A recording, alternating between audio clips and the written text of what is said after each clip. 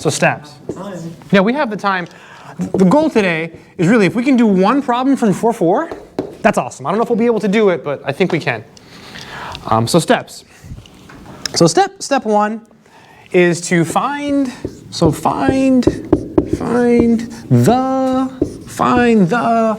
and it's a big word. I'm going to spell it. It's AUXI, I have to look at my notes, LL, like LL Cool J, auxiliary equation. Auxiliary equation. Huh? Like the cable? That's the cable, yes. How do you say that? Auxiliary? Auxiliary equation. If you don't like the word auxiliary, you can use another word. Characteristic. Yeah, like the cable. Characteristic. So is there any correlation? Can't you just abbreviate it to aux? Auxiliary cable? Is that related to this in any way? The characteristic or the auxiliary equation comes from the DE, so it's related to it. We're going to extract it from the DE. I'm trying to think of how that's related to like an aux cable, but I don't know. Metaphorically, it is, sure. So two. Oh, how do you find this? Let me show you. Just really fun. Check it out. Say you have y double prime plus y prime. No, plus 3y prime. Let's make it harder. We're not going to solve this. Plus 4y. Wait, so you're just doing a problem? No, I'm just really quickly just showing you how to do it. Okay. I don't want, why not, right? Extra life knowledge, just before we go to step 2. So it's really easy, watch. So This will be the aux. So second derivative, m squared. First derivative, 3m. and then there's a y, so you just put the number. It's like m to the 0. Okay. That's why, just to show you really quick, so you're not like in like Okay, so disbelief. That's step. Already given, I guess? Yeah, no, you just found it, right? So if you're given a DE, that's the aux equation. Okay, so we still got to do it. Yeah, you still got to do it. I'm just showing you how to do it. Yeah, yeah. So if you're given a DE, that's how you find the auxiliary equation. So this would be the auxiliary equation or characteristic equation. So basically you match the derivatives. Whenever there's a number, it's m to the 0. So, all right. Yeah, no, we're not going to do it. That's actually a little bit harder. So solve it. We're not going to do that now. We'll do that later. Solve it. So you solve this. So in this case, this would be hard to factor. You'd have to use the quadratic formula or complete the square. Okay, so one of the two. Okay, so these are the steps of the whole section, by the way. So if 1. So we're focusing on the quadratic case. So if you get two different numbers and they're both real numbers. So if you get distinct real roots. Say you get different real numbers, m1 and m2. So say m1, comma m2. So if you get two different real numbers, then we're done. We have the answer to the DE. So in this case, the answer would be y equals c1 e to the m1x plus c2 e to the m2x. That's it. So when you get two different answers, you just get two e's. So if you get like 4 and 5, you get c1 e to the 4x, c2 e to the 5x. Luigi's not here today. No. Oh, he's usually late? Is he? Okay, good. I mean, not that he's late, but it's good he's coming. So it's good. So you get distinct real, we're going to do a lot of problems today. We're doing a lot of examples today. So distinct real roots, that's it. Okay, 2. If you get a repeated root, so like, what does that mean? So like, let's say you had m minus 1 squared equals 0. That's a repeated root because it appears twice, right? It's m minus 1, m minus 1. So if you get a repeated real root m. So if you get a repeated real root m, okay, if this happens, then the answer to the DE is y equals c1 e to the mx plus c2 x e to the mx. I just realized something. I forgot to tell my other class. So if you go into computer science and you study computer science, you do these things called recurrence relations. They're used to solve counting problems, and they're solved exactly the same way. It's slightly different. So by learning this, if you ever decide to learn that, it'll make the math easier. So kind of cool. Even though it's unrelated to this, it's kind of related. It's the same idea. You find an auxiliary equation, and it's very similar. There he is. Oh no, good. we were talking about you. Well, I wasn't, but no, I mean, no, but never mind. I asked, like, oh, where's Luigi? And someone's like, oh, he'll be here. And so it's sorry. So when you have a quadratic equation, you can have two different real numbers. You can have a repeated root. What's the other case in a quadratic equation that you can have? What other types of solutions can you have besides real solutions? Non-real, imaginary, yeah. Yeah, so you have complex conjugates, good, yeah. Complex conjugates. So you have complex conjugate solutions. Let's say they are alpha plus or minus beta I. Those are Greek letters. It's alpha, beta, alpha, beta, alpha, beta, alpha, beta, alpha, beta, alpha, beta. So complex conjugates, you would get y equals C1, and I'll talk about where this comes from. I'll try not to forget. E to the alpha x cosine beta x. Say sines and cosines, yeah, they come from a dark place. Sine beta x, really creepy mathematics. That's where they come from, and I'll show you the math. Some ancient stuff. So that's the whole section, right? You have a DE, you write down the Ox equation, and you solve. So in theory, we could just start doing homework. But do you all want to see where this comes from, or do you want me to just do some problems? It's up to you. You really care? Oh, let me show you. Good. Okay. I kind of wanted to do it in my morning class, and I forgot, and then I just the time. Okay, so let's pretend we're back in the day. So motivation. So the motivation for the solution, not like motivation, like let's go run, let's go eat some Wheaties. People still eat that. Do you know what that is, Wheaties? Yeah. Say we have a DE, AY double prime plus BY prime plus CY equals 0. Quick question. Is that a beta or a... It's a beta. Okay. It's a beta. Yeah, is that a bad beta? I feel like the stick should be longer on the left side. Is this one?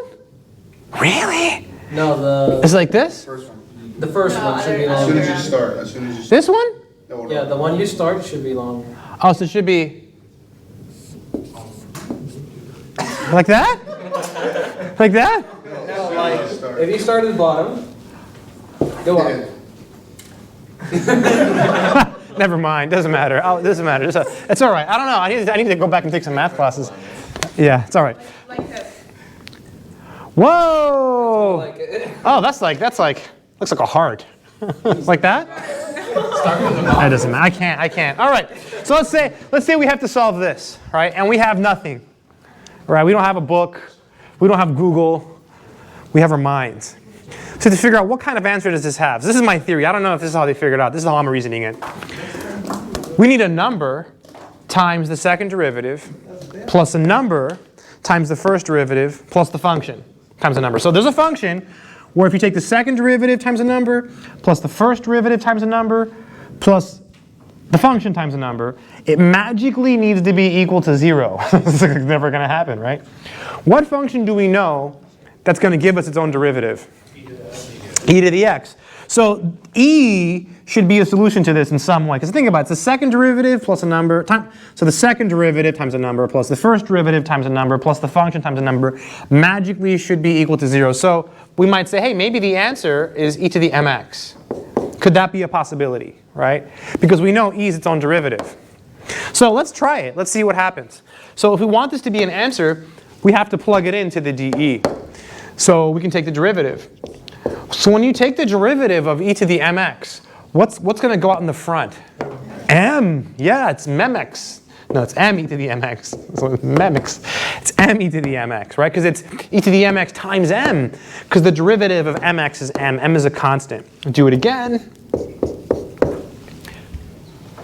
M squared. Yeah, m squared. So does that make sense, though, the motivation for it to be an e?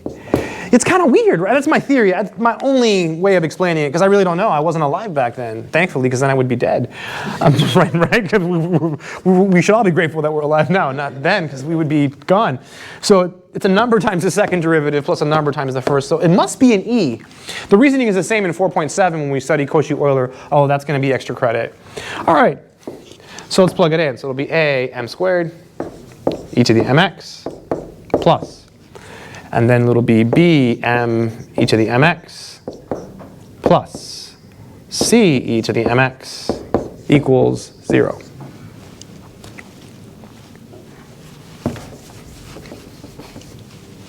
What can we pull out of this equation?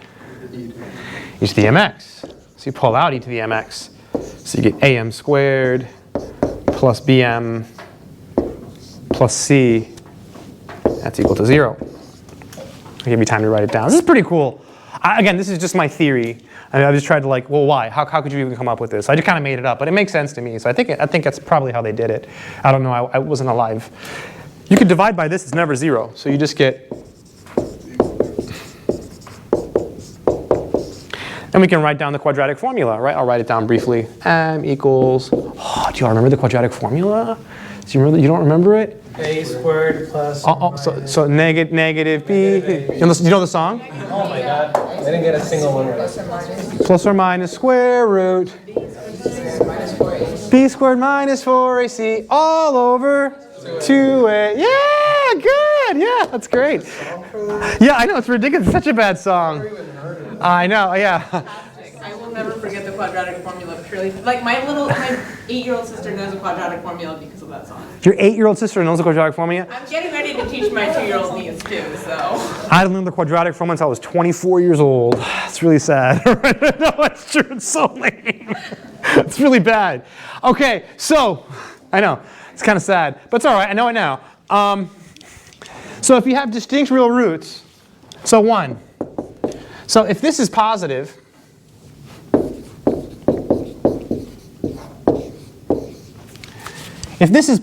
you get square root of 5, or square root of 16, or square root of 7. So you get a positive number. And what's going to happen is you'll get plus or minus that positive number. So you'll get 2 different real numbers. So you have distinct real roots.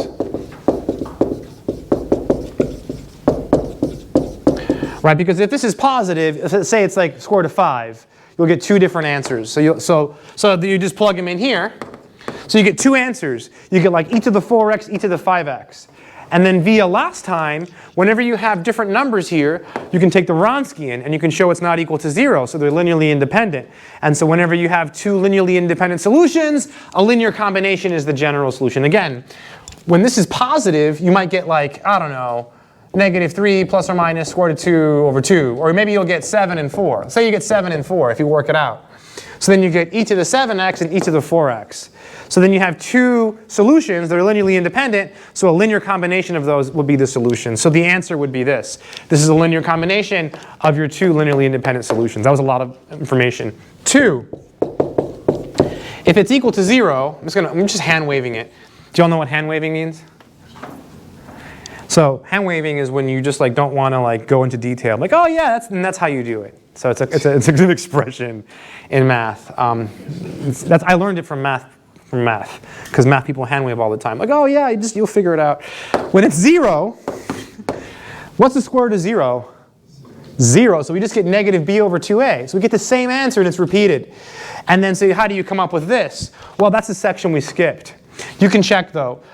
This and this. If this is a solution and it's a repeated root, then this will also be a solution. And you can take the Wronskian and show it's not 0 and show they're linearly independent. Therefore, a linear combination is the general solution. So 3, I won't write, I'm just explaining it, hand waving. Hey! 3, complex conjugates. So if you get so that's when this happens. So how in the world would you get sines and cosines? Does anyone know how to get sines and cosines? It's kind of I've never asked because I don't think anyone knows. So, but why not ask? It's 2020. It's a new decade. Do you know, Udash? You were raising, oh no, it's just your finger. Okay, no. There's a formula. So, by the way, it's not super straightforward. Like it takes some work. I tried to do it once in 10 seconds and I gave up. What's the time usually? Huh? What's the time? I'm really lazy. I'm really lazy. I try to work as little as possible. So cosine theta plus I sine theta. Anyone know what this is called? This is Euler's. I think it's Euler's formula. Euler's formula. So basically, you use this, and you can convert everything to sines and cosines. It's not straightforward though. Like you have to like do some adding and some clever stuff. Like I tried to do it in like 20 seconds or whatever, 10 seconds. I'm like, whatever. And I saw it done. I'm like, oh, okay. Like it takes a little bit of work. This is an amazing formula. I'm sure you've seen this one before. If you plug in pi here, yeah, you get -1. This is called Euler's identity. It's one of the most famous identities because it has e, I, and pi in -1. I've seen that in bathrooms, like in the bathroom stall at the math building. Like someone like took a knife or something and they, I know, nerds, right? Like I've seen it on sidewalks in chalk near math buildings. People worship this formula because it's got e, I, pi, and -1. Pi is a magical number, right? I mean, that comes from a circle, right? You take the circumference of a circle and divide it by the diameter, you always get pi, no matter how big or how small the circle is. It's just amazing. It's always that number. And e, that's from the exponential function. It's the only function in the world whose rate of change is equal to its height, right? It's the only function in the world where the rate of change of the function is equal to the height, right? Because the derivative of e to the x is e to the x. I, that's a square root of -1. That's where all complex numbers come from. And 1, well, 1 is the multiplicative identity, and then we have the negative. So all of that in one equation. I think that this might have its own Wikipedia page. So that's how important it is. Anyways, you use this to translate all of this into cosines and sines. So kind of cool. If you ever take linear algebra and you happen to study differential equations, which you probably won't. I took 2 linear algebra courses and we didn't really study DEs. But if you do, they sometimes leave their answers with e's. They don't always convert it to sines and cosines. All right, I think we're good now. I think we can just start doing some homework problems. So let's just start and do some homework. I'm going to look here. And does anyone have the homework up? Anyone have it up? Have it up so that you can. No. Yeah, you have it up. Oh no, I have it up here already. I just didn't want to have to walk because I'm lazy, remember? So it's okay. I know it's 3 steps. All right, number 1. I'll do number 1. So number 1. Thank you, though. 8y double prime. Renee, right? Is it Renee? Yeah. Plus y prime equals 0.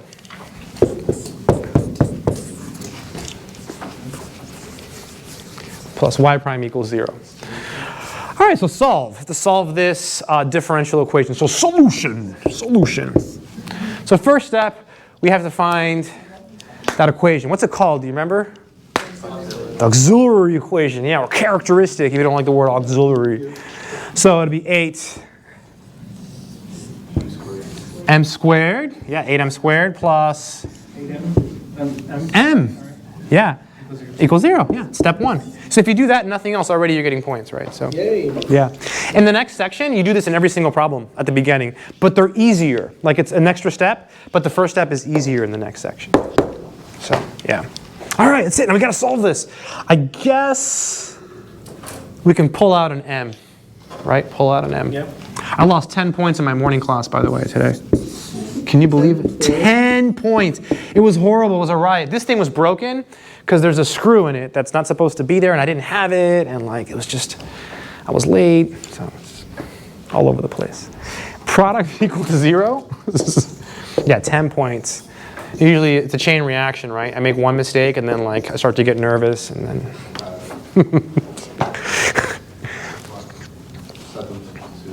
Yeah, because whenever you have a product, Matthew, and it's equal to 0, you can set each factor equal to 0.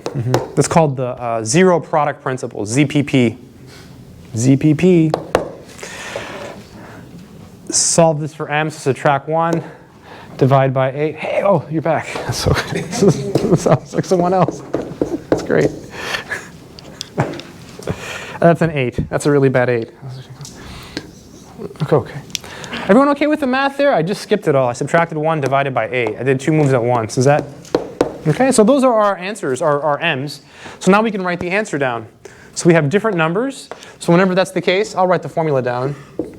Well, maybe I won't. It's C1 e to the 0x plus C2 e to the negative 1/8 x. Right? Just because they're different, right? And so, what's e to the 0x?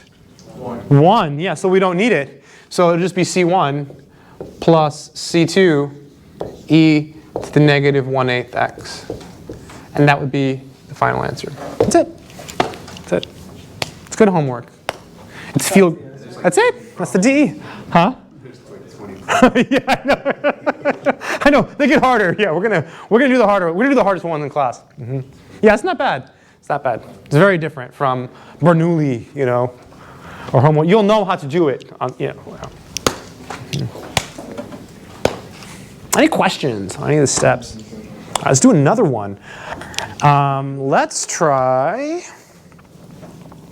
do number 3. Let's do number 3. Number 3 might be a good one. Good problem to do. So number 3 from the homework. Number 3 is y double prime. Thank you. Thanks. See, because I already forgot. See, that's what happens. I go over there, oh, y prime prime, and I run over here, and then like it's gone.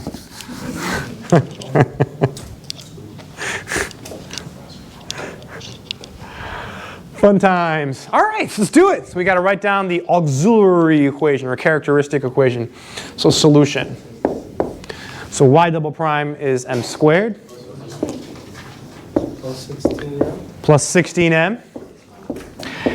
What's the 64y going to become? 64. Yeah, 64. And if that's uncomfortable to you, it's okay. It is uncomfortable to me. But here's how I reason it. Y is the 0th derivative. So you really get an m to the 0, so it's 1. Right? If you're matching orders of, so the order is 2, second power. Order is 1, first power. Order is 0, m to the 0 is 1, so it goes away. This factors, I believe, it's m plus 8 squared. Yeah, it's m plus 8, m plus 8. I like writing it like this because this will emphasize the key point. The repeating root. Yeah, go to Urash. Yes. So we get negative 8. And so this number, well, there's something called the multiplicity. The multiplicity is how many times m plus 8 appears in the factorization. 2. It appears twice, so it's called multiplicity. It's actually called the algebraic multiplicity. There's something called the geometric multiplicity, and I forgot what that was. It has to do with linear algebra. I should know, but I forgot. It's not hard. I just forgot. So that's called the algebraic multiplicity. Now we can write the answer down. So y equals, so we have negative 8, so it'll be c1 e to the negative 8x plus c2, and do you remember x? Good, Nick. Nick? Yeah. I'm on fire. I know I haven't messed up yet. I almost messed up. I almost put a 2 here. You don't know that because you don't know what I'm thinking. Huh? Yeah. Huh? I thought you meant you almost messed up his name, not the answer. Wait, so why did you put that x out front? Because it's repeated. So pretty much this one and the first one, they're just pretty much in the same form, right? Well, here we have repetition. You just have one m instead of 2. Right, and it's repeated, so you got to do it twice. So let's check this out. Let's say it was, just for fun, say it was m minus 4 cubed equals 0. Right? Then it would be m equals 4. What would be the multiplicity in this case? 3. So let me show you what the answer is in this case. So it would be c1 e to the 4x plus c2x e to the 4x. X squared. Wow, very good. Who said that? So good. Good, good. Nick, oh, extra credit. No, yeah, I know. It makes them all linearly independent, by the way. That's why you put the x there. It forces independence. These will all be linearly independent. And that's the reason behind this. That's why it works. But anyways, so if you just keep putting x's. So in there, always be one less than the multiplicity. So Yeah, it's deep. Mm-hmm. So when you get m equals negative 8, obviously plug the 8 up top where the negative 8x is. So where's the x come from? Because it's multiplicity 2, you have to write this twice. But when you write it again, you have to put an x. the formulas you have there. Oh, so it's just, you just put the x in? Uh-huh, because it's repeated. But look over here, Udash, it's repeated 3 times. So look, x squared. Yeah, it's the same thing.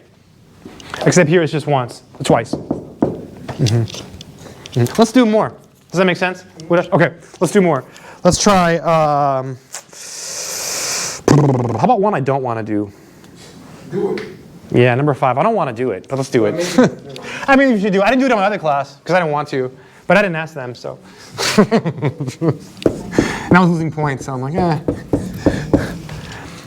I'll show you where I lost points. So we're going to do it. We're going to do the one I messed up on, so I won't mess up again. Yeah. I messed up on the letters because like some of the problems have different variables, like T's and R's, and I was putting X. Like, oh no. Messed up multiple times. This one's a little bit harder. So solution. So step 1, we have to find the auxiliary equation or characteristic equation. So m squared minus 10m plus 26. Yeah, plus 26. And that's equal to 0. Right, it's equal to 0. Huh? Yeah, we can. Yeah, because I don't think this will factor nicely, right? 2 times 13 is 26, but that's not going to give us 10. So let's get rid of the 26. So put that there. You can use the quadratic formula too. So what is the prompt for these exercises usually? To solve the DE. Just solve the DE. Yeah. On a test, it'll just say solve.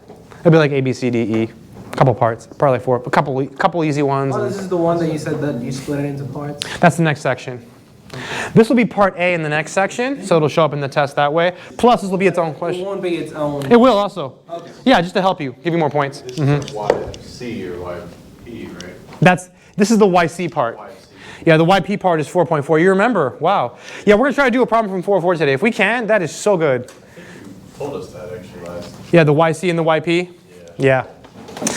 To complete the square, we take this number and we divide it by 2 and we square it, right? So it's 25, right? Negative 10 over 2 is negative 5. Negative 5 squared is 25. But I'll write it down so you have notes. Maybe you go home tonight and you're tired, and maybe you have to work tomorrow, and then maybe you don't look at your notes for 2 weeks. So let me write it down. I don't know, I'm just being really negative. I know when I go home, I'm tired. I just want to like play video games. So here you get negative 5. Negative 5 squared is 25. So we can add that to both sides. I was wondering why you were doing any of this. Completing the square. Oh, you do it in your head usually, right? Yeah. So you just divide it by 2 and square it. So then you get.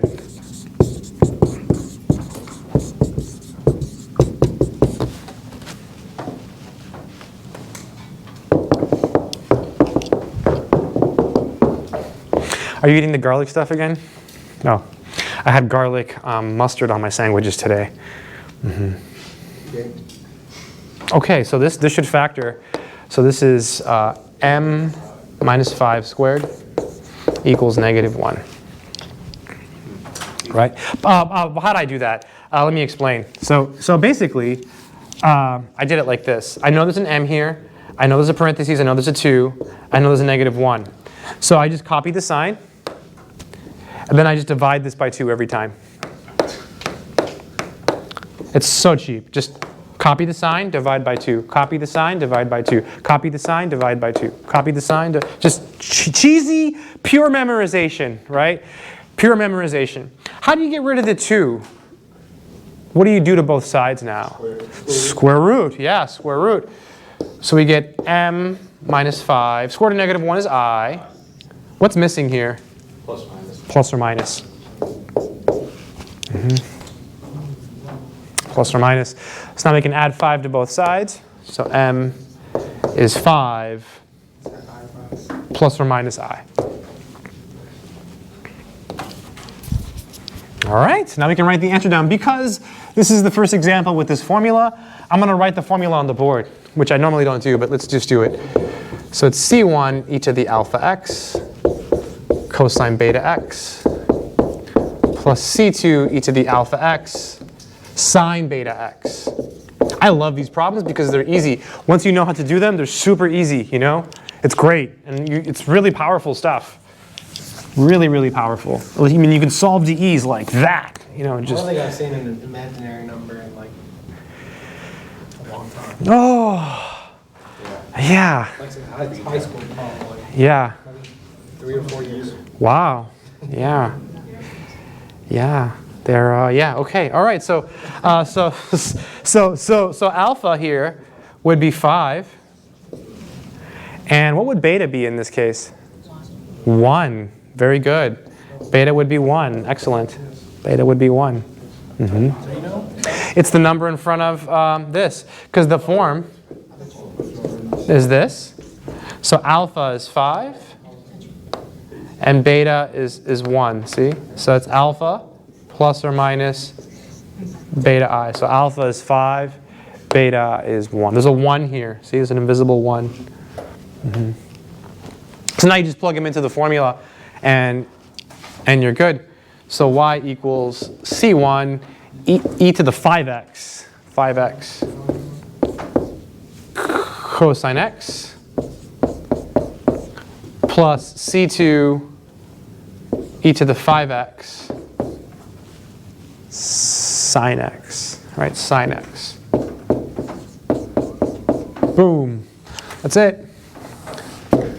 3 down. Let's do the hard. Now we're going to step it up, like a lot, like crazy amounts. So now we're going to do some harder stuff. Any questions on this one? Any questions on this example? I didn't want to do it because I didn't want to complete the square, right? I was like, it's too much work.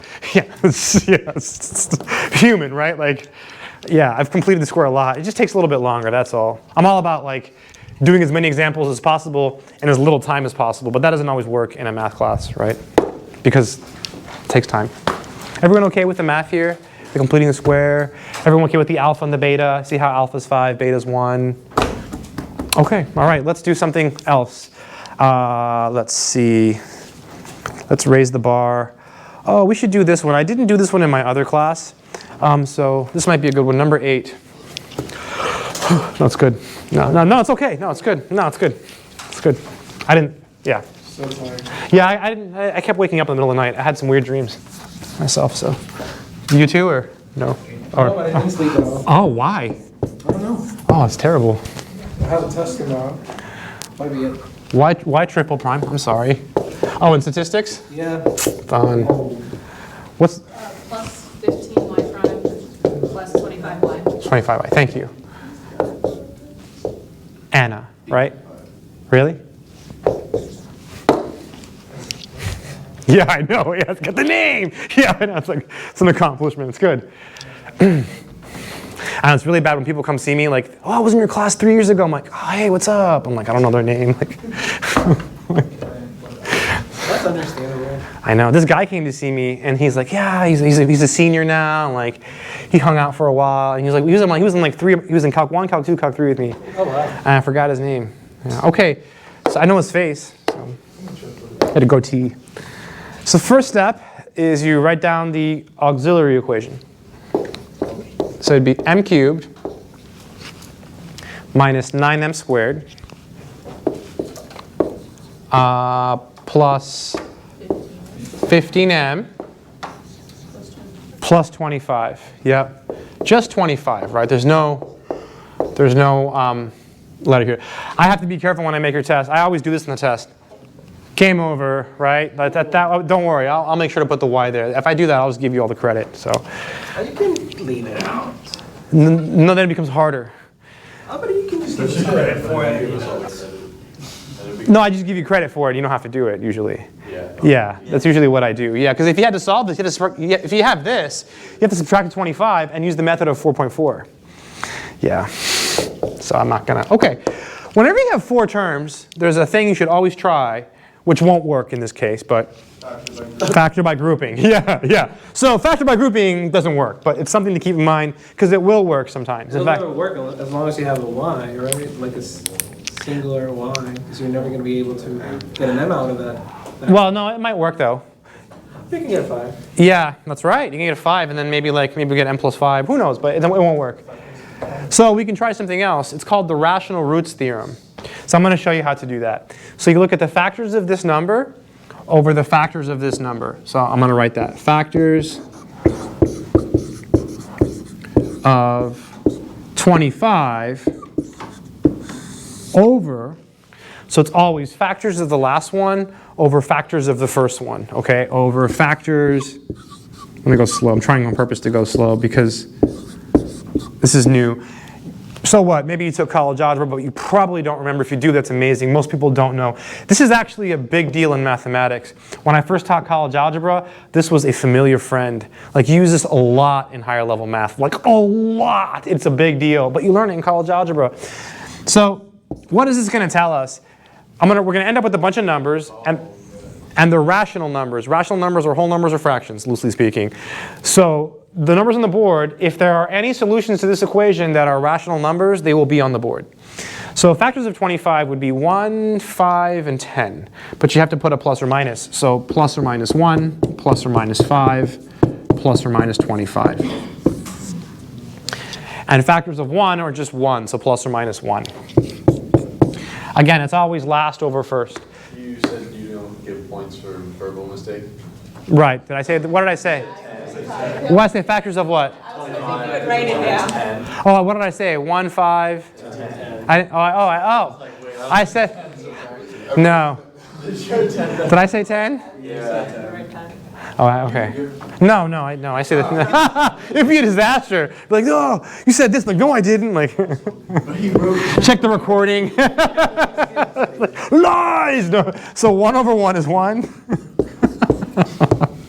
5 over. I'm not gonna mess up tonight. There's no way. I had like 3 Panera sandwiches and my lunch. I got free Panera food today, so yeah, they hooked us up. So the Panera people. So.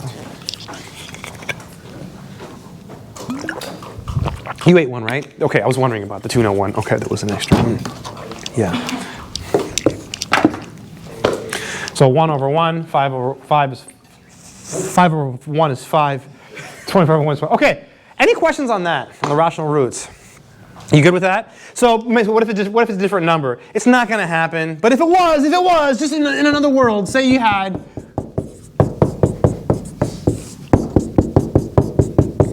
1 over 1 is 1. So you do 1 over 1 is 1. 1 over 7 is 1 over 7. So 1 over 1 is 1. 1 over 7 is 1 over 7. Then 3 over 1 is 3. 3 over 7 is 3 over 7. 4 over 1 is 4. It's coming back. 4 over 7 is 4 over 7. So 1 over 1 is 1. 1 over 7 is 1 over 7. 3 over 1 is 3. 3 over 7 is 3 over 7. 4 over 1 is 4. 4 over 7 is 4 over 7. That's not going to happen, though, because that's not in the homework, and I'm not going to like take the extra effort to like create harder examples.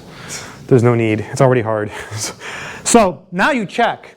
You can plug them in and check to see if they're zeros, but no matter what, you still should use synthetic division to check. So let's check. I always start by checking 1 or negative 1 first. I'm going to show you how to check.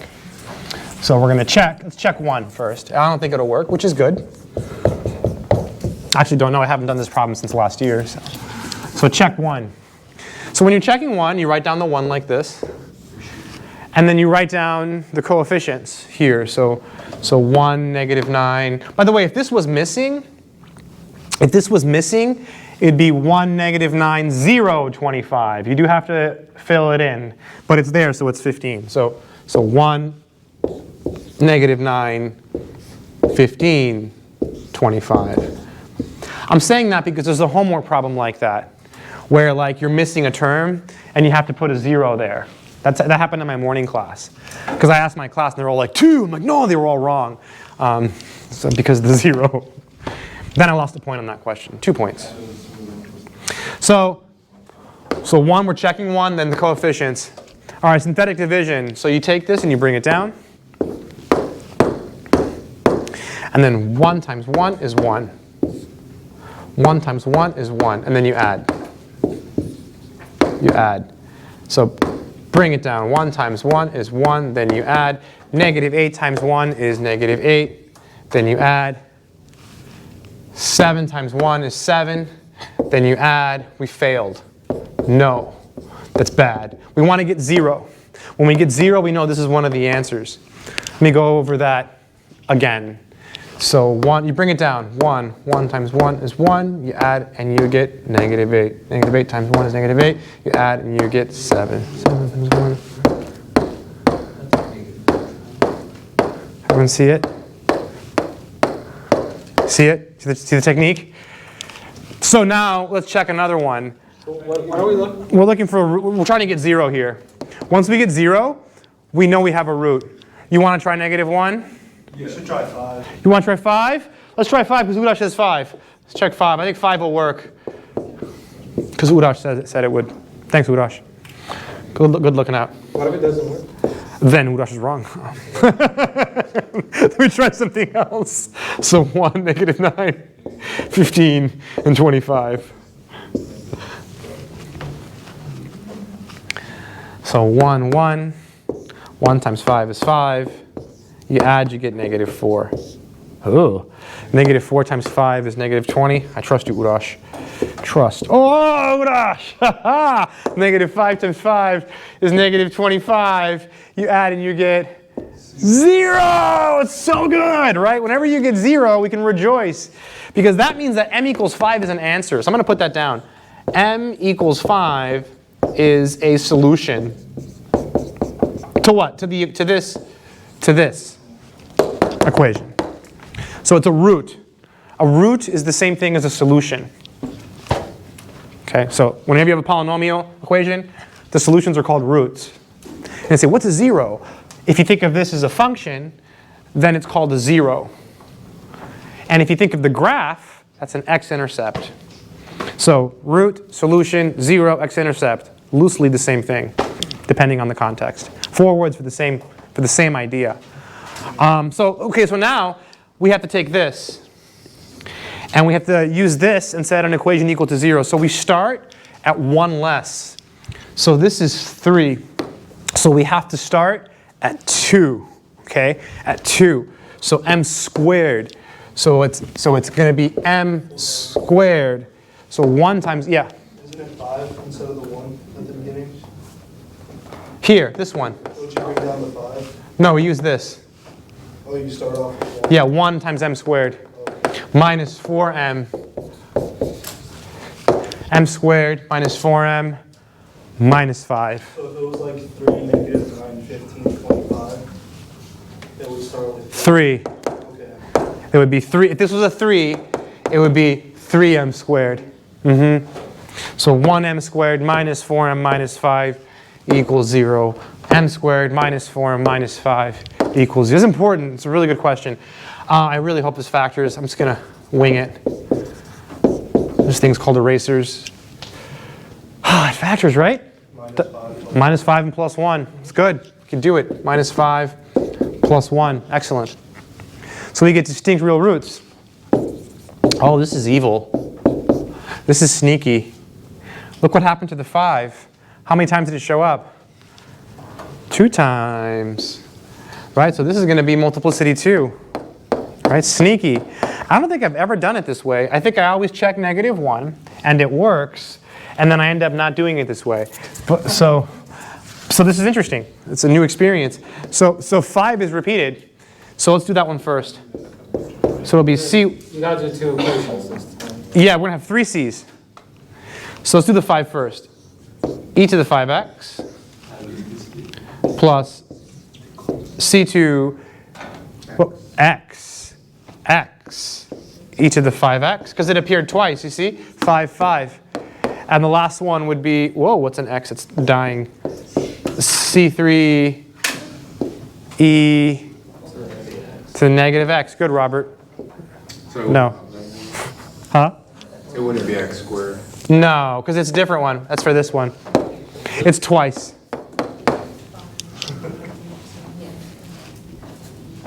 What is your name? Jason? Jeff. Jeff? Really? Okay. Better. You got the J's this time. Last time you called Yeah. Yeah. Yeah. Any questions on this one? Just to clarify, so you checked for 5, and so since it's necessary, the equation that you came out with is just the regular equation with factors. It's like the 5 factored out. That's why you use those answers as well? This? Oh, so why are we able to? Yes, because this equation here, what's really happening that no one ever writes, because I'm lazy, and no one ever talks about it, is really this. This is what we really did. So when you do this, what's really happening is you're factoring like this. Is that what you mean? Yeah. Yeah.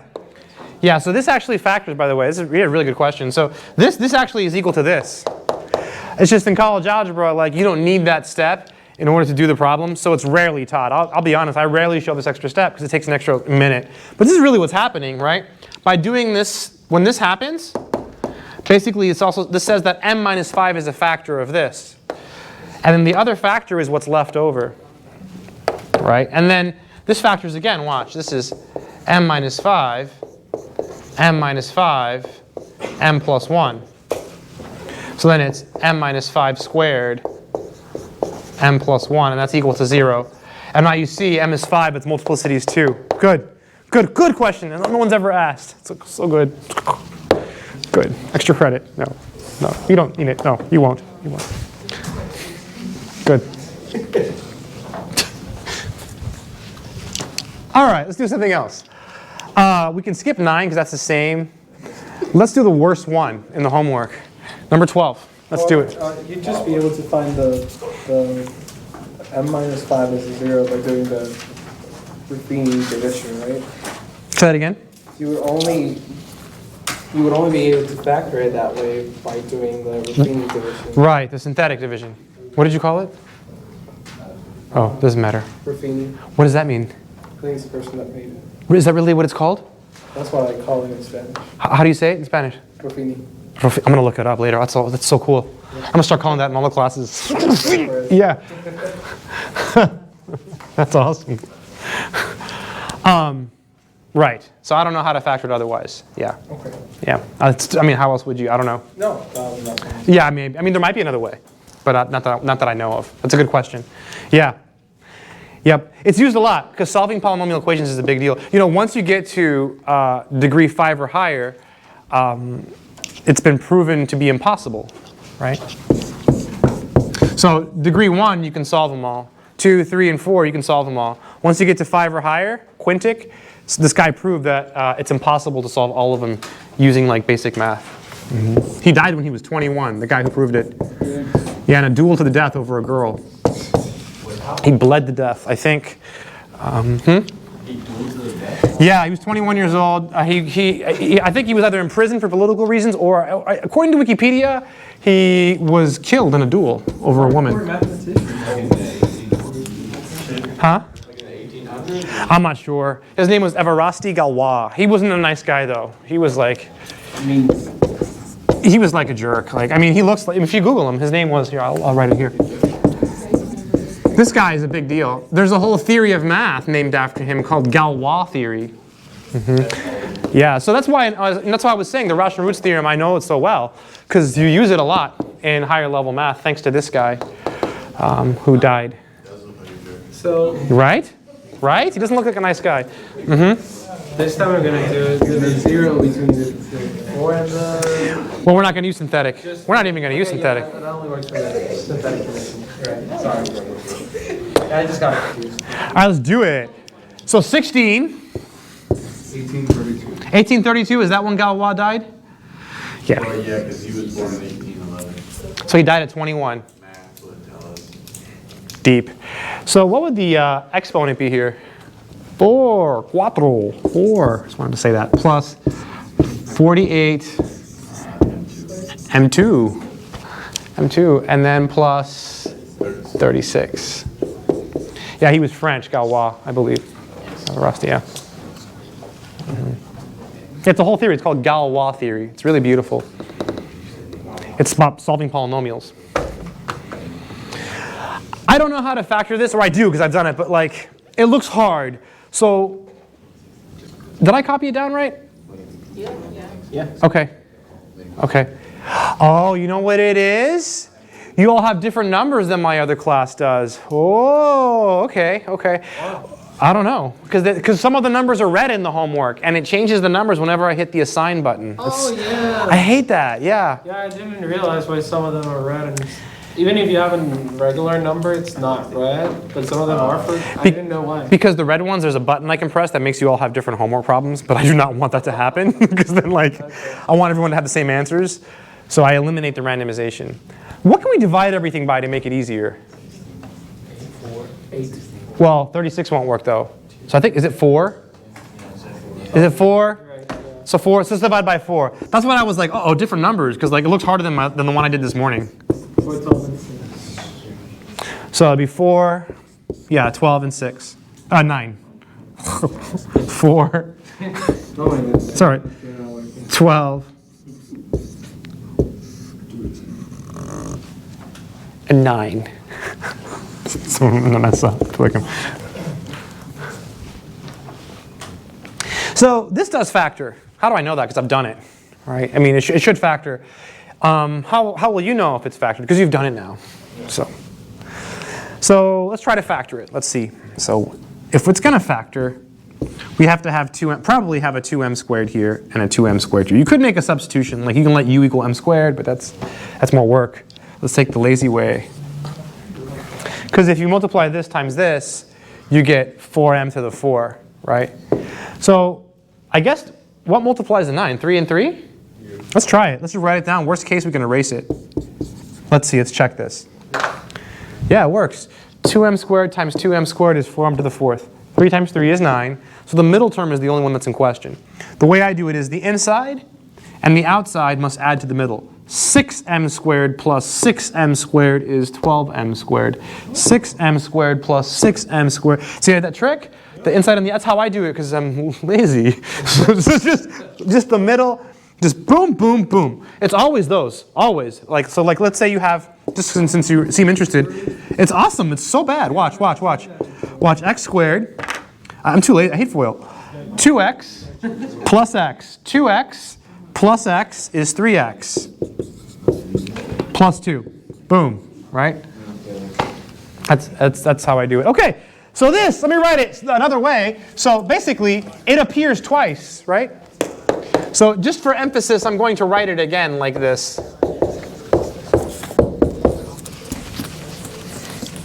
Just for emphasis. Just to show you that the multiplicity of whatever we get is going to be 2. Right? This is different. We're going to have a complex conjugate that has multiplicity 2. We haven't encountered that. In fact, this is the only one in the homework. This is the hardest one. So we have this. Right, we could have gone from here to here. I just showed this extra step to emphasize this. So subtract 3. So 2m squared is negative 3. And then divide by 2. Yeah, listen, my other class had an easier problem. Weird. They had like a 1 here. You know, just take the square roots. So m is plus or minus. What's the yeah, I square root of 3 over 2. Right, the I. The I comes from the negative inside the root. The I think of pirates. I. This is 0 plus or minus I square root of 3 halves. So now we can identify our alpha and our beta. Right? Alpha is going to be 0. And beta is equal to the square root of 3 over 2. So this is a repeated complex root. So for every time you have complex conjugates, you have to have a cosine and a sine. So now we're going to have a cosine and a sine, then another cosine sign with x's. So like this. All the e's go away, right? Because e to the 0 x is 1. It's because alpha is 0, so it'll just be c1 cosine beta x. And then we have sine beta x plus c3. What do you think we have to put here now? X. I thought this was the trickiest one. The first time I ever did the homework, I thought this was hard. Plus C4. Explosive in movies, right? Isn't that what oh, you said kaboom too? Oh, yeah, it's so good. Oh, automatic A. No, I'm kidding, no. I wish, no. It's on camera, like, no. Yeah. Most of you should get A's, by the way, right? Like, I think most people will get or B's or C's. So this happens because Because it's repeated. It's really tricky. And would you say that it's usually because the highest degree at the beginning of the exercise it's the 4? Because the what? The highest degree. And Yeah, it'll be just like this if you see it again. I mean, well, I know, but yeah. let's say it's a different exercise. Will you say that the highest degree at the beginning is also the amount? It's always the amount of. Oh, it always is. The amount of solutions? Yes, always. Always. Yeah. What's the probability of this being a test question? 100%. Okay. Yeah. Every semester it's on the test. It's on the old test. Both of them. All the ones, the last 2 will be on your test, for sure. You'll have irrational roots. You'll have a repeated complex root.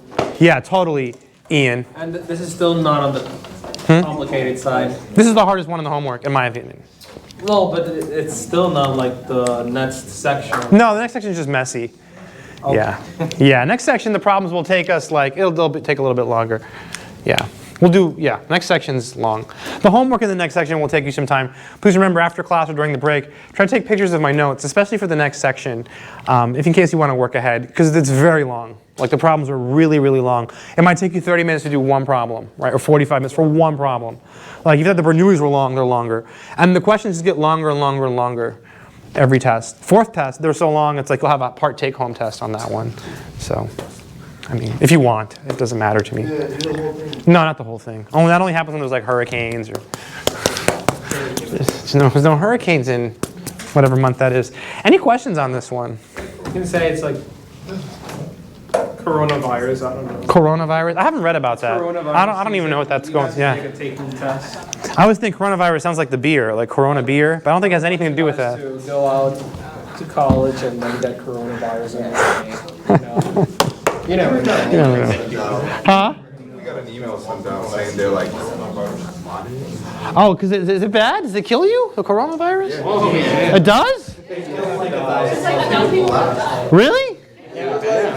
Oh, geez. Yeah. No, I don't know. I haven't been watching. I try not to read the news because it's always really dark. So it's really depressing. So I don't. Whenever I read the news, I feel bad. So I stop reading it. You feel that? It's all negative. This is ridiculous. Can you read it to me? D. I know. 5. 5u over dr5 plus 6 d4 u. dr5. Yeah, 4. 4. Thanks. Minus 2 d3 u over dr. Yeah. Minus 12 du2. Or d. Yeah. D2. Yeah, you did it. Yeah, you did it right. Like that? I'm good? I can't read It's okay. Plus du dr. Really? Yeah. And then plus 6u. Like that? Yeah. All right, let's do it. I lost like 6 points on this problem in my other class. Well, you're about to lose 10. Yeah. Oh, it's on. No. You know why I messed up? Because of the u's and the r's. Your final answer is u equals. Oh. I know. Yeah. What was That's that when I had to. about where you said you couldn't do something if you had 5? No, it's impossible to solve all. So all equations. So you can solve some of them. Like you can solve this, but you can't solve all of them. So there are some. Yeah, that you can't solve using basic operations like square roots and that's why they have like Newton's method and approximation methods, stuff like that. Yeah, there's some you can solve. You just can't solve all of them. So if you just make one a way that you can solve all of them, you get to know both sides? No, well, Galois proved that you can't solve all of them. So using basic operations like square roots, stuff like that. All right. So step 1 is we get to write down the auxiliary equation. I hate that word. M to the 5. I'm going to try to fix my 5s because I think someone said something once. It was the other day. Was that this class? Yep, it was this It class. was okay. It wasn't Calc 3. Is this one? No, it was this one. 6m to the 4 minus. I'm trying to improve my handwriting. 2m to the 3. Because it totally looked like the nest. Oh yeah. 12m squared plus. Wait, I think you said plus. You're right. Plus. You're good. Falling apart here. It's got to get to the end. Plus what? I got some water. I know. That was already difficult, right? Even writing that down was like, it's It's ridiculous.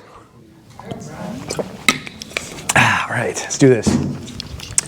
We have 6 terms. Any ideas? Yeah.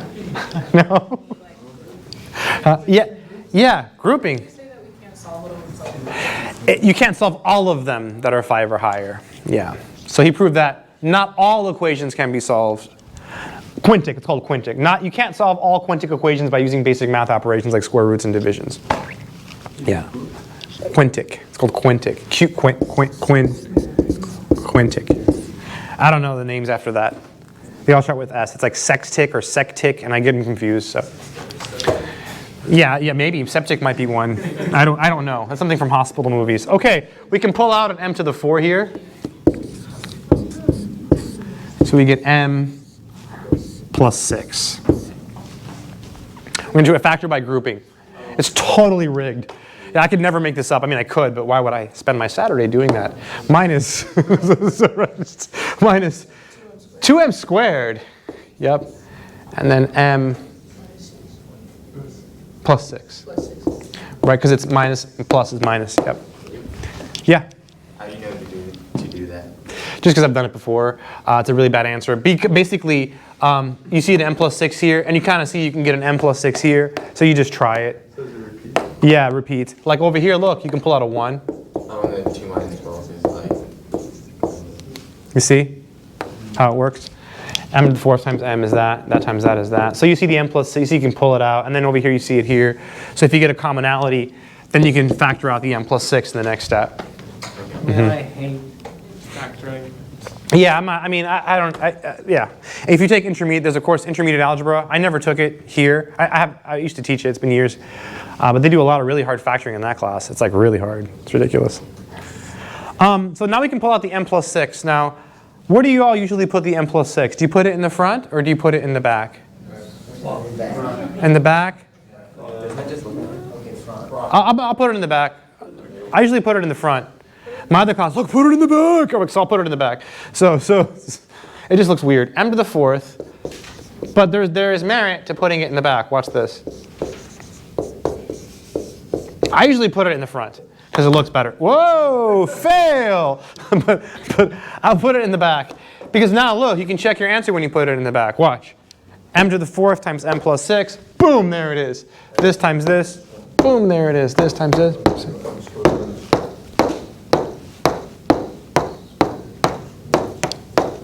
See it? It matches.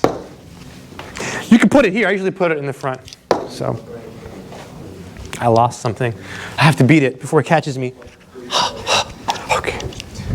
It's like my enemy. Hey, you're back. So good. This factors again, right? This factors again.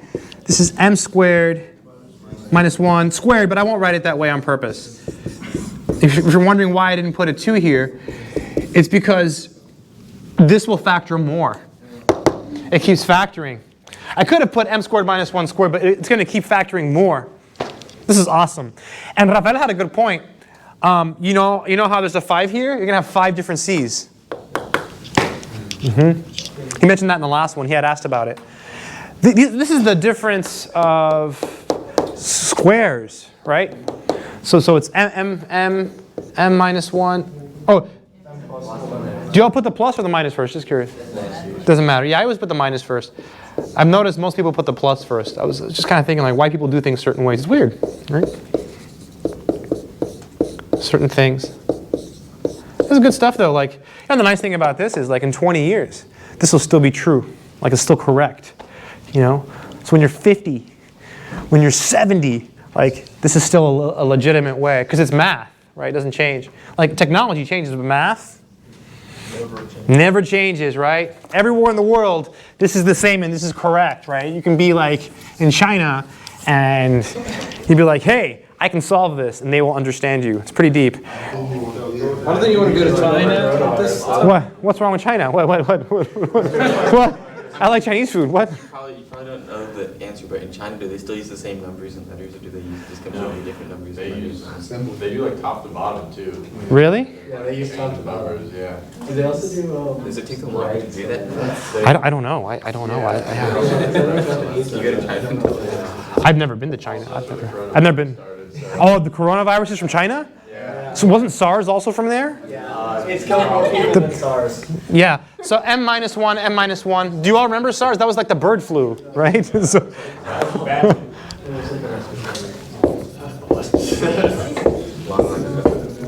yeah, I'm going to go home and read about this coronavirus thing. It's like people on cruise ships stuck there. We should do a math problem on the coronavirus. Like, what's the probability like it hits us? Like a differential equation that models it. Like, model the spread. You could. They model diseases, right? Test though, you would have been able to fit it in there. Oh, the zombie extra credit. It should have been coronavirus. Oh, no, it's so bad. All right, so this is 1. It's before the outbreak, I think, right? So, I don't know. How did he know? How would I know, right? What's the multiplicity of this one? 2. And this is this one. Yeah, this is. Wait. Is the coronavirus, is that the one that comes from a snake? No. Yeah, snakes are bad. Oh, is it really? Okay. This one, they say that it was created in the lab Oh, really? as a chemical weapon. Okay. Yeah. Oh, okay. My friend told me that there was a flu and it came from snakes. That was like last month. Oh So no, I've never even heard of that. yeah, who knows? Maybe he's wrong. The city where the outbreak started is in complete and total quarantine. No one can go in. No one. Is it really that bad? Look it up. The city's called Wuhan. All right. So C1 e to the x. That's from this one. This is multiplicity 2. So what do you have to put after it? X. Yep. Now let's do this one. C3. I'm gonna mess that up in this one. No, you won't. The question is, do you get 100? Because you probably get an A, right? You probably will. I mean, you probably will. It's just to get a perfect score. That's really hard. Like that's plus C5. Because if you study like a lot and you know everything, you'll probably get an A, right? But getting 100, like I feel that's really hard. Like I always had a hard time with that. Like getting a perfect score. Kind of a mistake that you wrote Y's and X's instead. No, I did it again. No, it's wrong. The whole thing is wrong. I'm sorry. All right, I'll write the name down in a minute. Thank you. Ah, the coronavirus stuff. All right. So instead of Y, what does it have to be? U. Ah, this is horrible. Didn't I just say like before the problem? Oh, so every X and every Y counts for a mistake, right? No. Thanks to Emily, who pointed out all of my mistake at once. You know what happened in my other class, right? Someone pointed out the R, and I noticed the R. They didn't notice. And so I felt bad, and I told them, and I wrote it on the board, and I put a Y here. And someone's like, oh, shouldn't it be a U? I'm like, oh. It's ridiculous. Thank you. So this is. So will we get it wrong if we do it like that in the test? You lose 2 points because you cost me. No, I'm kidding. Just -1. -1. I do have to take a point off if you do it. Just 1 point though. Yeah. Negate all extra credit points. You should know this. Any questions on that one? Yeah. No. Start making like mean comments on tests. No. Do you give out hundreds? Like you believe in hundreds? Yeah. Totally. Yeah. Well, let's just go back to earlier. Yeah. How hard would it be? It's just really hard. No, people get hundreds. Yeah, totally. Yeah. Oh yeah, lots of people will have over 100 average. A few people at the end of the semester. There should be a few of you, because the final replaces the lowest score. I mean, yeah, grades usually end up pretty good in this class. Yeah. Let's do something else. Let's try number 20. Number 20 is a little bit easier. Let's do it. We have time. I feel like we should do it. Let's do it. It won't take us that long. It's worth it. Plus, it's an easy test question, right? It's really easy. So we should do it. Number 20. It's a little bit easy. Toning it down now. 20. So we have y equals C1. Do you know the rest of it, Renee? Anna? Yes. E to the X. Oh, what goes here? To the X. E to the x? E to the A. Like this?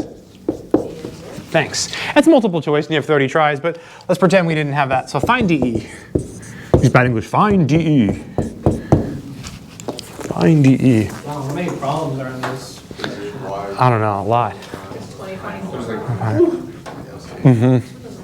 It's pretty easy. I'll show you how to do it. Check this out. So basically, we have to go backwards, right? So we have to go backwards. So we have to figure out the m. So m here, from here it's 1, right? This is because it's 1x. So m is 1. No, it's just an x there. Because it's e to the mx, right? M2 equals 8. And the other m is 8. I'm just going to call them both m because I'm lazy. M minus 8 equals 0, and minus 1 equals 0. Yeah, so then you can do this. You can skip and go to this. Right, this is the auxiliary equation. Yeah. That's the final answer? No, we got to write the dE. We got to go all the way backwards. Oh, wow, all the way. Okay. Yeah, totally. All the way backwards, yep. Oh, we can use that multiplication that you like, that I love. Okay, so, no, it's so cool. So I can't believe, I thought everyone did it that way. So m times m is m squared. And then negative m and negative 8m give you a negative 9m. See that? Negative m and negative 8m, they add to negative 9m. The inside and the out. So negative m plus negative 8m is negative 9m. Huh? And negative 1 times negative 8 is positive 8. You see that? So, because this is negative m, and this is negative 8m. When you add them, you get, because you're multiplying them, right? Like if you multiply it out, you would get m squared minus m minus 8m plus 8. And then you combine them. Yeah, see? And you combine them and you get negative something else. Okay. We're almost done. We have to find the dE now. So y double prime minus 9 prime, yeah, plus 8y, yeah, and that's it. That's it. We're gonna do a harder one now. So that's it. See how we did that? So the second one is y double prime. It's beautiful, right? Could there be one number at the beginning of the D that doesn't have a variable on it? What do you mean?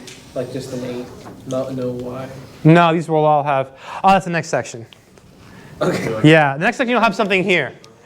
You'll have something here, like a number here or a function. Yeah, these all have y's in this case. Let's do number 23. Number 23. Remind me to give you the answer for the last one later. I'll give you the answer because we're not going to do it. And it's like a challenge question, so I can give you the answer later. So 23, y equals c1 e to the negative x. Is that right? Yeah. Yes. Wait, cosine of x plus e2 e to the negative x sine of x. Sine of x. Cool, let's do it. It's a nice problem. I don't know why, but I like these. Yeah, these are fun. I'm going to show you the way this guy taught me to do this. Another teacher, he retired a couple of years ago. Wow, it's been a couple of years. Wow, yeah. And I used to do them a different way. The way I used to do them was really hard, like really crazy. And one day, I was in his office, or and he had like a little napkin, and he showed me on a napkin. Like, oh, this is how I do it. And he showed me. So I'm going to show you what he showed me. It's really cool. So it's really, really awesome. Well, it's awesome to me because my way is ridiculous. So alpha is negative 1, and beta equals 1, right? Because this is the one with the alpha plus or minus beta. So we just choose for it to be positive? Well, that's not necessarily a choice, because remember the form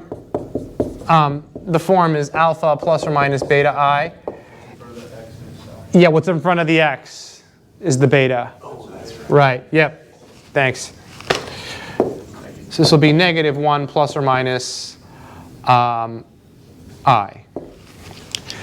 So the way I used to do it is the way I learned in my pre-calc class, which I thought was really hard to learn, which was basically I would do I won't do it this way, but I used to do it like this.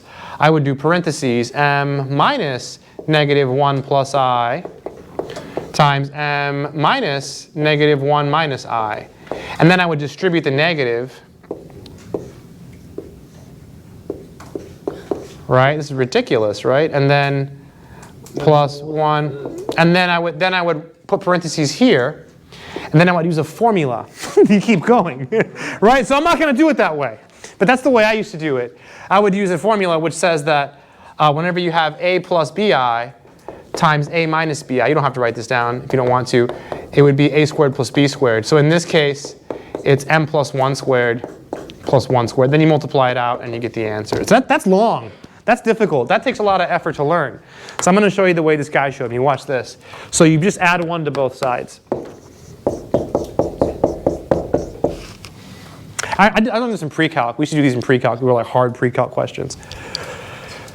Thank God I wasn't there. Yeah, I hated that class. Oh, I hated that. I hated my pre-calc class. We used to have fun Fridays. We'd like bring in Kool-Aid and cookies, and like we had to sit around and do math problems. I just, okay, bad experience. So I don't know. I didn't like the guy who sat next to me. So we have to, yeah, I didn't like him at all. It was just, so you square both sides. So you do this.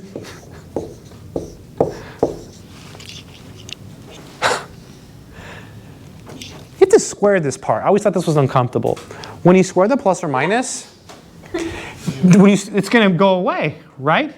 Right? The plus or minus is going to go because it's squared. So what happens? So you get m plus 1 squared. Negative 1, because I squared is negative 1. Right? Again, it's just a little bit weird. Like, how do you square a plus or minus? Because if you square the plus, you just get 1. If you square the minus, you just right. So it's just going to be negative 1. All right, you multiply this out. There's a formula to multiply this out. I don't know if you know it. It's this one: a plus b squared. You square the first one. You multiply these and you double them. And then you square the last one, right? It's a formula for math.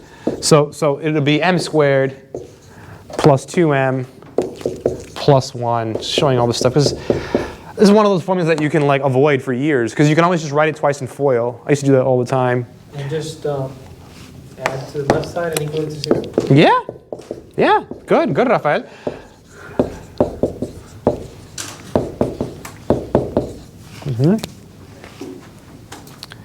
And so now, I was like, let's factor it. No, what are we doing?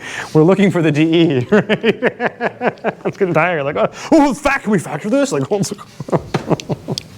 so it'd be y double prime. I wanted to say prime, but it's just 2y prime. Plus 2y equals 0. Oh, didn't you all get a point? Some points for that last question? Yes, sir. Yeah. Yeah, I should write that down. I'm sorry. I forgot to. 5 R's and 1 V. Yeah, so it's 2 points each. No, I'm kidding. Ha, ha, ha. Wait, did you say double the point? Yeah. Yeah, it's 2 points. Yeah, you get 2 points. Did I make any mistakes last time? No, I mean on the last class? Oh. No, I didn't. Even without air conditioning. You know what that's called? Amazing. Oh, I don't have a pen.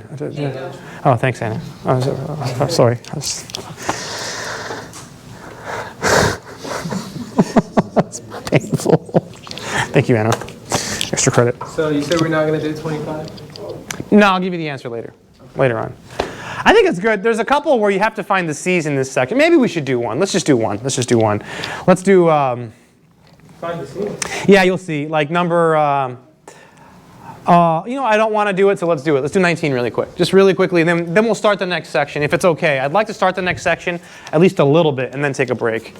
Because that way, I'll feel better if we just do a little bit. Just push, just. 19. There's a bunch of stuff in the next section we have to do that's tricky before we can actually do a problem. So 19 is y double prime. I feel like we should do this one because in my other class I did one of these, so I feel like I should do it in this class as well. This is a different one though. I think this is harder than the one I did in my other class. And then y of 0 is 0. This is an initial value problem. And y prime, is it pi over 2? They're both y prime. Yeah, it's pi over 2. They are both y prime. Are you sure? Yeah, unless this is wrong. This is a y prime also? Yeah. No, it's not. Oh, they are. Oh, it's a boundary value problem.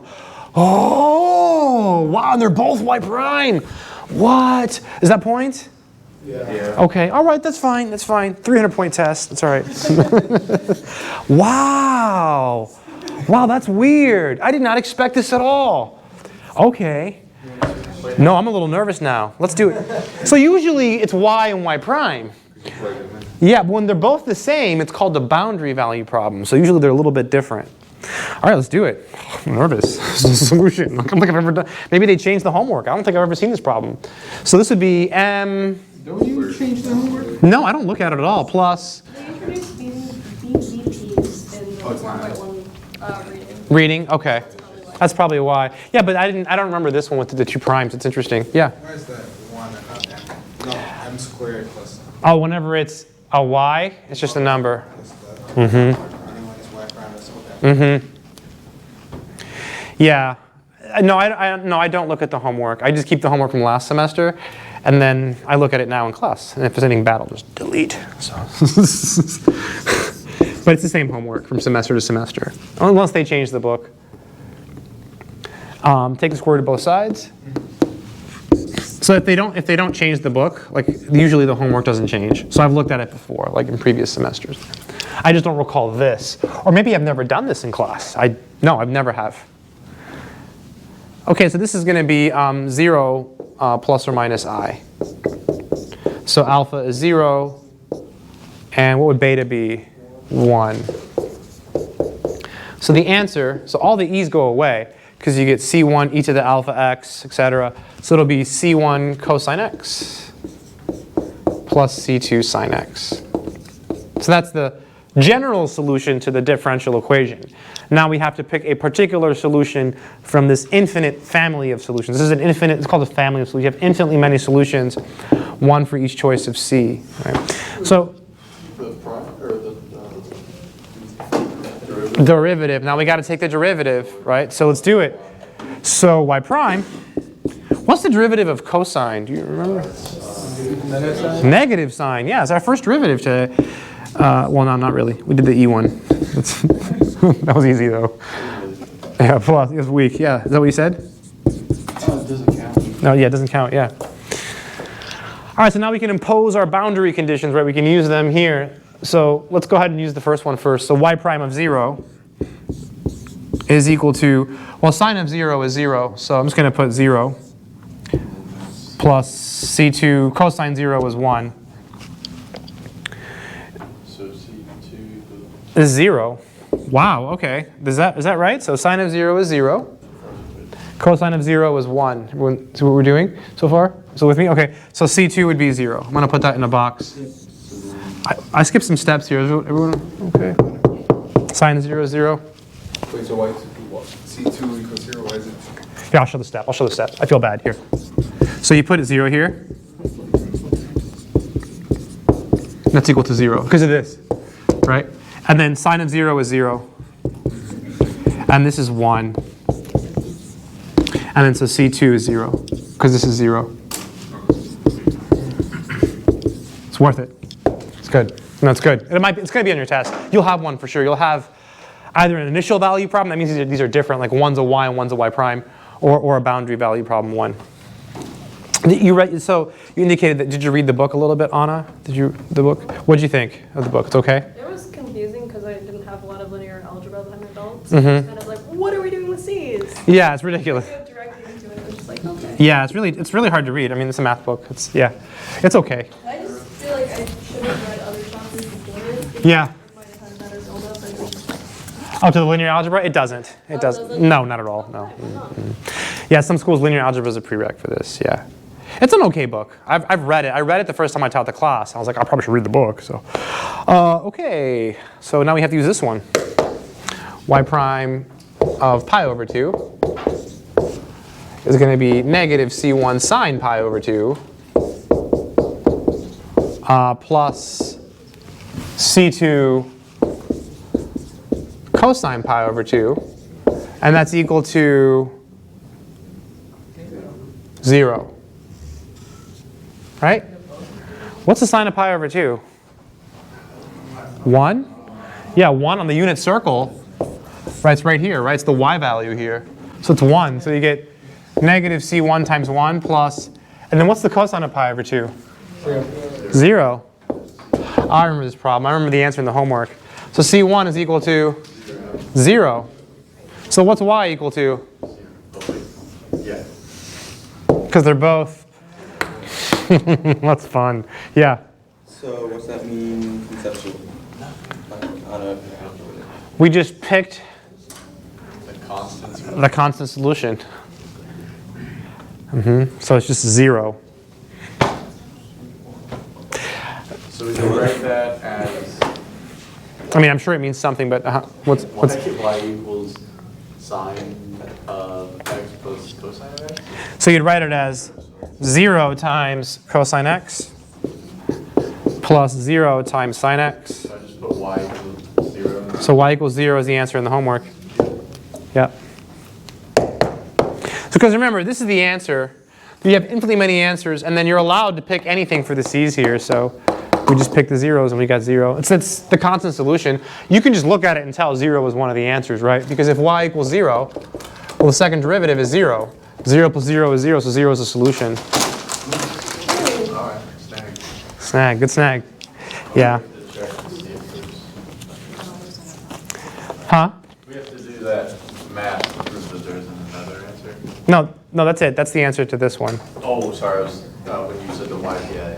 If we could look at Oh, right. You have to make sure that's yeah. Because this is the answer to this DE. When you put these conditions, this gives you a specific one, a particular one. Yeah.